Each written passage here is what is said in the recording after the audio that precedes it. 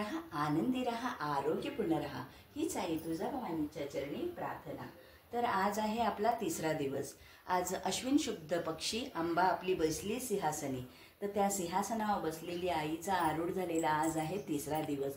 तर तिसरा दिवस आपण चंद्रघंटा मातेच्या स्वरूपाची पूजा आपण आज करणार आहे. तर अंधकारावर विजय प्राप्त करणारी, अंधारातून आपल्याला प्रकाशाकडे नेणारी अशी ही चंद्रघंटा माता.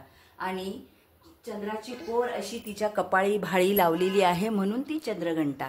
आणि त्या चंद्रघंटा मातेला म्हणून चंद्रघंटा माता असं म्हटलं जातं, कारण तिने अंधकारावर मात करून विजय मिळवला होता व आपल्याला अंधारापासून प्रकाशाकडे नेलं होतं, म्हणून ही अशी ही चंद्रघंटा माता. तर चंद्रघंटा मातेचा मंत्र म्हणावा. चंद्रघंटा मातेचं ओम चंद्रघंटाय माताये नमः, ओम चंद्रघंटा माताये नमः असं म्हटलं तरी चालेल, किंवा चंद्रघंटाचा मातेचा जो मंत्र आहे तो म्हणावा, किंवा कुलस्वामिनीचा मंत्र म्हणावा. ओम श्री कुलस्वामिनी नमः, ओम श्री कुलस्वामिनी नमः, ओम श्री कुलस्वामिनी नमः. किंवा नवारणव मंत्र म्हणावा. ओम ऐं ह्रीं क्लीं चामुंडाय विचे, ओम ऐं ह्रीं क्लीं चामुंडाय विचे, ओम ऐं ह्रीं क्लीं चामुंडाय विचे असा मंत्र म्हणून आपण आजही देवीची खूप अशी छानशी पूजा करणार आहोत, भक्तीत राहणार आहोत, उपासना करणार आहोत.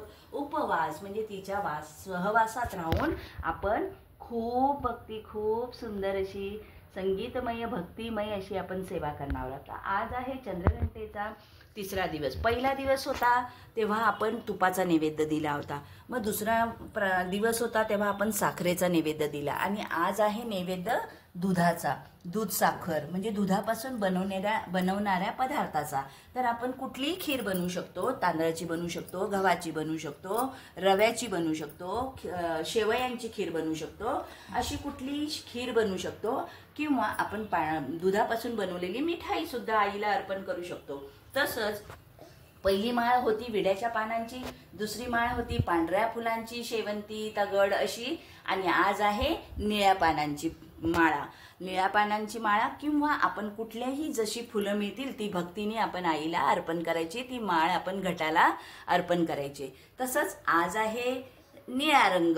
तर तुम्ही छान छान निळ्या रंगाच्या साड्या असली तर नेसा, नाही तर ठीक आहे, पण मग तशी नेसून छान छान आईच्या दर्शनासाठी जावा, आईची सेवा करा, आईची उपासना करा. खूप खूप समाधान मिळतं आणि आई सगळ्यांना भरभरून आशीर्वाद देते. आईला जशी जशी घटाला मी म्हटलं ना महत्त्व आहे माळेला, की एक एक माळ चढली की आईचं रूपही वाढतं आणि आईचे आशीर्वादही आपल्यासाठी वाढतात.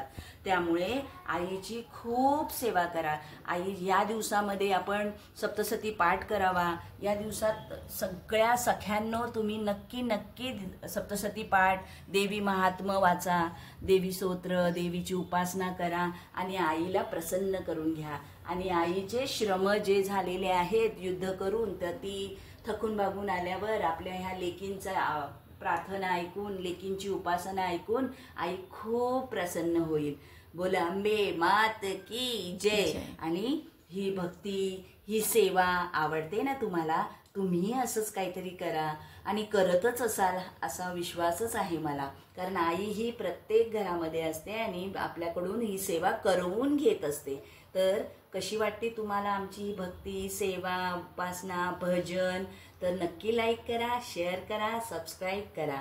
जय अंबे. बोल आई तुळजाभवानी माता की जय. आई काळूबाई माता की जय. आई संतोषी माता की जय. आई गिरिजा माता की जय. आई अन्नपूर्णा माता की जय. आई महालक्ष्मी माता की जय. आई रेणुका माता की जय. आई सप्तशृंगी माता की जय.